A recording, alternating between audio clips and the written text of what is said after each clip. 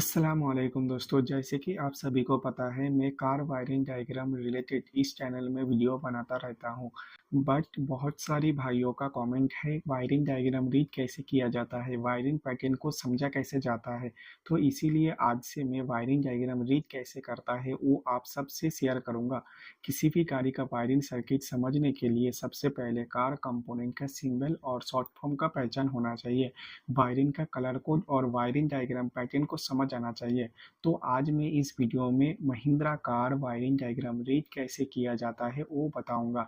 आज के वीडियो में महिंद्रा कार कंपोनेंट का सिंबल के बारे में डिटेल्स में बात करेंगे। चलो देरी न करके आज का वीडियो हम शुरू करते हैं। जैसे कि मैंने आप सभी को अच्छे से वायरिंग डायग्राम समझने के लिए एक प्रेजेंटेशन रेडी किया है, जिसमें मैं यहाँ पर सिंबल बताऊंगा, यहाँ पर इसका सिंबल का जो नाम होगा उस नाम को एक्सप्लेन करूंगा, और इस सिंबल के रिलेटेड जो सर्किट होगा इस सर्किट यहाँ पर शो होगा।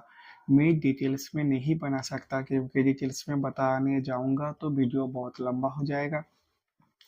आप इस जो सिग्नल है इस सिग्नल को याद रखना। बाकी जब मैं वायरिंग डायग्राम के ऊपर बात करूंगा तो वायरिंग डायग्राम में आप इजीली समझ जाओगे।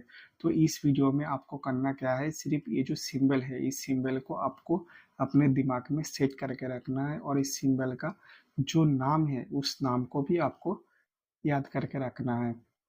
और आपको अच्छे से समझाने के लिए मैंने एक छोटा सा सर्किट बनाया है जो आपको इस सिंबल को समझने में आसानी करेगा। तो सबसे जल्दी शुरू करते हैं, जैसे वीडियो हमारा लंबा ना हो जाए। सबसे पहले जो सिंबल होता है हमारा बैटरी का सिंबल, ठीक है। जो बैटरी का हमारा 6 तरह का सिंबल आपको गाड़ी के वायरिंग डायग्राम में मिल जाएगा। उसके बाद हम जो सिंबल देखेंगे ग्राउंड का सिंबल, ठीक है। एक ग्राउंड का सिंबल आपको 4 तरह का मिल जाएगा, यहाँ पर 3 और यहाँ पर 1, ठीक है। उसके बाद जो हमारा सिंबल होगा वो सिंबल होगा हमारा फ्यूज के रिलेटेड, जैसे कि हर एक वायरिंग डायग्राम में फ्यूज का सिंबल अलग अलग होगा।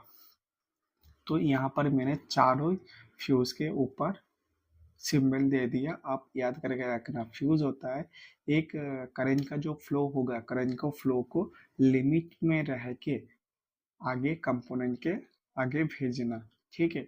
उसके बाद हम बात करेंगे रिले के बारे में। जैसे कि आप सभी को पता है रिले कैसे काम करता है। रिले एक स्विच के जैसा होता है, जब हम सप्लाई देते हैं तब रिले ऑन और ऑफ होता है। यहाँ पर मैंने 4 पिन रिले और यहाँ पर मैंने 5 पिन रिले के एक डायग्राम भी दिखाया है।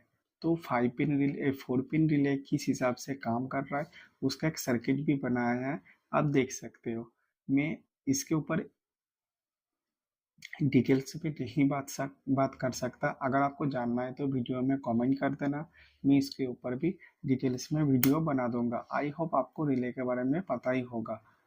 उसके बाद हम बात करेंगे सिंबल के दूसरा सिंबल के वायर्स वायर्स नॉट जॉइंट। इसका मतलब होता है ये दोनों जो वायर आप देख रहे हो इन दोनों वायर के अंदर आपस में कोई कनेक्टेड नहीं है।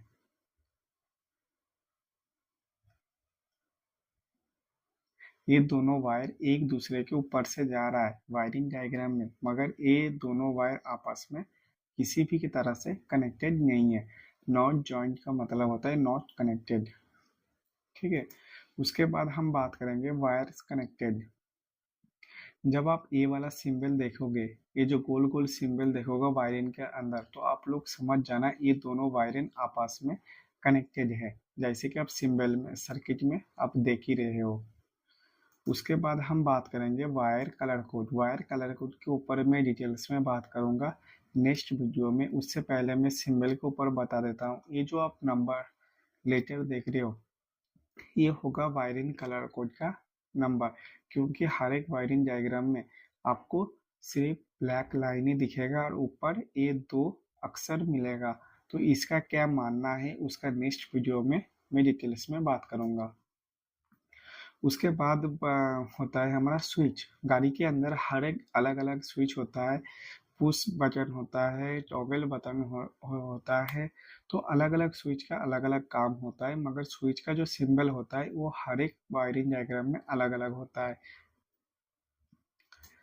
उसके बाद हम बात करेंगे सिंगल मोटर। सिंगल मोटर का मतलब होता है ये एक ही स्पीड चलता है, वन स्पीड। ठीक है, इसमें दो हाई स्पीड लो स्पीड नहीं होता है, जिसमें ये वाला आप सिंबल देखोगे, इधर एक है और इधर एक है, तो आप समझ जाना जो इसमें सिर्फ एक ही सिंबल है, मतलब एक ही स्पीड है। उसके बाद हम देखेंगे डबल लूप मोटर। उसका मतलब होता है इसमें लो स्पीड और हाई स्पीड दोनों ही है। सबसे पहले यहाँ पर पॉजिटिव आएगा और यहाँ से नेगेटिव आएगा।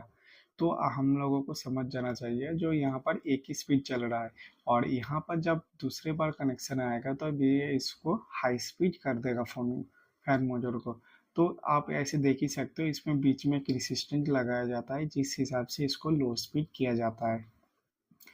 और मॉड्यूल से डायरेक्ट जब आएगा तभी इसको एक रिले मॉड्यूल से रिले में जाएगा, रिले से डायरेक्ट इसमें आएगा तो फैन का हाई स्पीड ऑन हो जाएगा।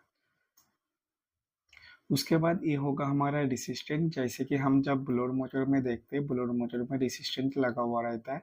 रेसिस्टेंट के वैल्यू कभी चेंज नहीं होता, ये एक फिक्स्ड वैल्यू होता है। उसके बाद जो बात होता है वेरिएबल रेसिस्टेंट, इसका जो वैल्यू होता है ऊपर नीचे होता है, जैसे हमारा ईसीटी सेंसर में यूज़ किया जाता है। ठीक है, उसके बाद जो सेंसर, उसके बाद जो होता है पोटेंशियल मीटर, जो हमारा एक्चुएटर होता है। फेस पर हवा, फेयरों में हवा, शीशे में हवा करने के लिए जो मोटर लगा हुआ रहता है, एक्चुएटर बोला जाता है उसको। उसके अंदर एक पोटेंशियल मीटर यूज़ किया जाता है। और बोलेरो गाड़ी के अंदर एसी स्विच के पास जो गोल वाला स्विच होता है उसमें भी पोटेंशियल मीटर यूज़ किया जाता है।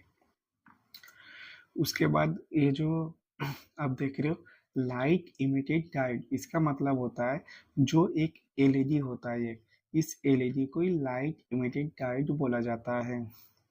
बाकी जब वायरिंग डायग्राम में इसके ऊपर करूँगा तो आपको एक एक सिंबल के ऊपर एक्सप्लेन करूँगा इंशाल्लाह।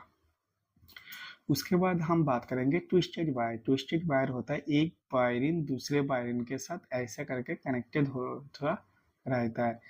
इसका मतलब होता है कैन के सिस्टम, मतलब जो कैनवास होता है, कम्युनिकेशन वायर होता है। कम्युनिकेशन वायर में ट्विस्टेड वायर ज़्यादा से ज़्यादा यूज़ किया जाता है। वो क्यों यूज़ किया जाता है आपको जानने के लिए मुझे कैनवास एक्सप्लेन मैंने जो वीडियो बनाया था वो आप देख सकते हो, उससे आपको ट्विस्टेड वायर के बारे में पता लग जाएगा। आपको सिर्फ ये याद रखना है कम्युनिकेशन लाइन को बरकरार रखने के लिए, सही से काम करवाने के लिए ट्विस्टेड वायर यूज़ किया जाता है। जैसे ईसीएम से एबीएस तक जा रहा है और ये वायरिंग एक के साथ लगा हुआ है। उसके बाद हम बात करेंगे कनेक्टर के बारे में। कनेक्टर कनेक्टर होता है जो एक वायरिंग एक जगह से दूसरा जगह जाएगा मगर उसके बीच में कनेक्टर रहेगा। उस कनेक्टर को रीड करने के लिए, जैसे ये देख रहे हो IC13, इसमें ये होगा आपका कनेक्टर नंबर, ये होगा आपका कनेक्टर नंबर।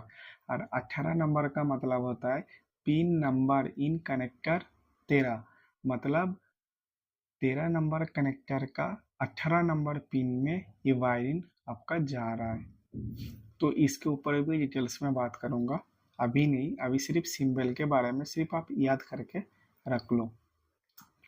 उसके बाद आप ऐसे देख रहे हो ये भी होगा कनेक्टर, ये होगा हमारा फीमेल कैरेक्टर कनेक्टर और ये होगा हमारा मेल कनेक्टर। ये दोनों आपस में जॉइंट होके एक सर्किट को पूरा करता है।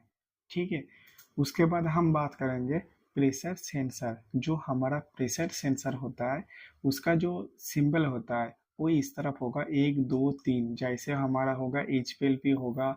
और भी गाड़ी का प्रेशर जो सेंसर होता है वो सिंबल इस तरफ होता है, P होता है और इधर U होता है, जैसे आप सर्किट में देख रहे हो। उसके बाद हम बात करेंगे टेम्परेचर सेंसर। टेम्परेचर सेंसर में दो वायरिंग निकलता है, जैसे ECG सेंसर में भी दो वायरिंग निकलता है, उसका जो सिंबल होता है वो इस तरफ आपको देखने को लिए मिलेगा। उसके बाद ये जो होता है टर्न सिग्नल। टर्न सिग्नल का मतलब होता है एक वायरिंग यहाँ पर ख़त्म नहीं हो रहा है, मतलब ये पहला पेज में ख़त्म नहीं हो रहा है, ये दूसरा पेज में भी ये वायरिंग जा रहा है। तो ये सिग्नल देने के लिए एक turn signal arrow signal use किया जाता है। उसके बाद जो हॉर्न का सिंबल होता है, हॉर्न का सिंबल यहाँ पर आप देख सकते हो। हॉर्न का एक होगा हमारा ग्राउंड और एक होगा हमारा पॉजिटिव। उसके बाद ये होगा हमारा इग्निशन स्विच। इग्निशन स्विच आप देख सकते हो, जब हम गाड़ी के अंदर चाबी लगाते हैं उसको इग्निशन स्विच बोला जाता है। तो आप सभी को ये जो सिंबल मैंने दिखाया, इसके अलावा भी बहुत सारा सिंबल है। मैं एक वीडियो में इतना कवर नहीं कर सकता, तब भी वीडियो बहुत लंबा हो गया। मैं आने वाला जो जब वायरिंग डायग्राम रीड करवाऊंगा आपसे, वायरिंग डायग्राम कैसे रीड करेगा, उसका जो पैटर्न होगा, उसका जो कलर कोड होगा, उसका जो सिंबल होगा, तब मैं उस वीडियो में सब कुछ कवर कराऊंगा। कि इस वीडियो में जो बेसिक, जो सबसे ज़्यादा यूज़ होने वाला सिंबल है, उसके ऊपर ही मैंने बात किया है। अगर आपको समझने में अभी भी कोई दिक्कत है तो आप इस वीडियो को दोबारा देख सकते हो, या मैं आपको एक पीडीएफ आपको मैं दूंगा जिसमें ये जो सिंबल और एक्सप्लेनेशन है उसमें लिखा हुआ है। आप उसको देख के एक बार रीड कर सकते हो। और बाकी जब मैं वायरिंग डायग्राम और करूँगा, उसके बाद आपको इजीली ये सिंबल के काम क्या होता है और ये दिखता कैसे है, आपको इजीली समझ में आ जाएगा। चलो, नेक्स्ट वीडियो में हम बात करेंगे वायरिंग कलर कोड के बारे में। आज के लिए इतना ही। अस्सलाम वालेकुम।